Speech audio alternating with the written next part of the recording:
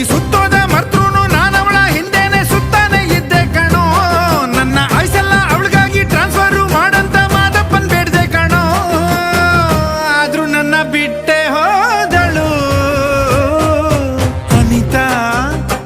ಓ Anita, Anita, ಓ Anita.